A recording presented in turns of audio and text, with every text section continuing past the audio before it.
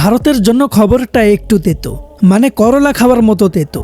ঠিক বলেছো। টি-20 বিশ্বকাপে এখন পর্যন্ত ভারত আর নিউজিল্যান্ড 3 বার মুখোমুখি হয়েছে, আর সেই 3 বারই কি হয়েছে জানেন? নিউজিল্যান্ড এমন ভাবে জিতেছে যেন ভারতের সঙ্গে ক্রিকেট না টিউশন পরীক্ষায় বসেছে। বুঝছি, তোমার মরণের চুলকানি উঠছে। মানে হিসাবটা খুব সোজা, 3 ম্যাচে 3 জয় নিউজিল্যান্ডের। ভারত এখনো পর্যন্ত টি-20 বিশ্বকাপে নিউজিল্যান্ডের বিরুদ্ধে একটা ম্যাচও জিততে পারেনি। শুনতে একটু লজ্জার হলেও এটাই বাস্তব ভাই। তার আগে তুমি যদি আমাদের ইউটিউব চ্যানেলটিতে নতুন হয়ে থাকো, সাবস্ক্রাইব করে দাও। আর যারা ফেসবুক থেকে দেখছো তারা এখনই ফলো দিয়ে রাখো, না হলে কিন্তু পরে পস্তাবে। প্রিয় দর্শক, তবে এবার গল্পে টুইস্ট আছে। এই প্রথমবার টি-20 বিশ্বকাপের ফাইনালে মুখোমুখি হচ্ছে ভারত আর নিউজিল্যান্ড। তাই নাকি? কিন্তু ইতিহাস আবারও একটু মজা করে বসে আছে, কারণ টি-20 বিশ্বকাপে এখন পর্যন্ত কোনো দল টানা 2 বার চ্যাম্পিয়ন হতে পারেনি। আরেকটা মজার তথ্য, স্বাগতিত দলও কখনো চ্যাম্পিয়ন হতে পারেনি। মানে ইতিহাস যেন বলছে, দাঁড়াও ভাই, এত সহজেই ট্রফি দেওয়া যাবে না। তার উপর টি-20 ক্রিকেট তো এমন একটা ফরম্যাট, এখানে আজকে আপনি হিরো, কালকে আবার দর্শক। টি-20তে কার দিন কবে আসে কেউ বলতে পারে না।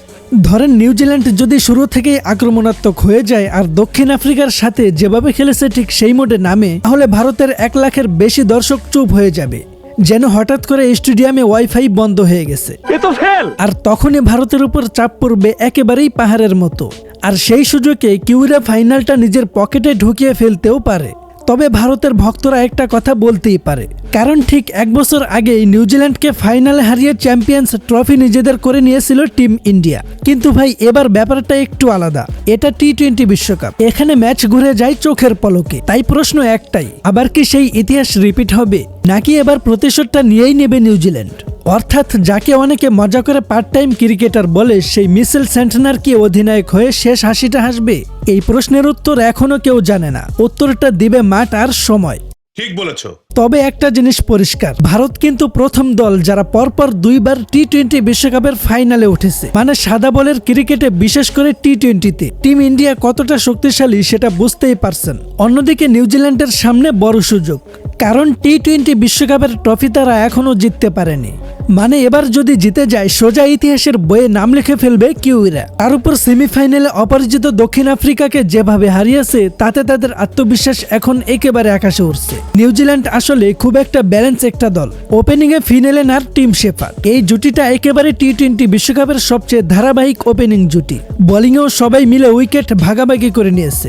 আর রাচিন রবিন্স তো উইকেটে এসে এমন ভাবে খেলছে, মনে হচ্ছে ভাই আমার ভিডিও গেম খেলছে। সব মিলিয়ে পুরো টুর্নামেন্টের পারফরমেন্স দেখলে বোঝা যায় এবারের ফাইনাল হবে একদম জমজমাট। এই বিশ্বকাপে ভারত হেরেছে মাত্র 1 ম্যাচ আর নিউজিল্যান্ড হেরেছে 2টি। তাই যদি ফাইনালে ভারত জিতে যায়, তাহলে তৃতীয়বারের মতো টি-20 বিশ্বকাপ ট্রফি উঠবে ভারতের হাতে। আর যদি নিউজিল্যান্ড জিতে যায়, তাহলে প্রথমবারের মতো বিশ্বকাপ ট্রফির স্বাদ পাবে কিউরা। মানে এক কথায় ফাইনালটা হবে এমন একটা ম্যাচ যেখানে শেষে কেউ ট্রফি নিয়ে হাসবে আর কেউ সোশ্যাল মিডিয়ায় মিম হয়ে যাবে।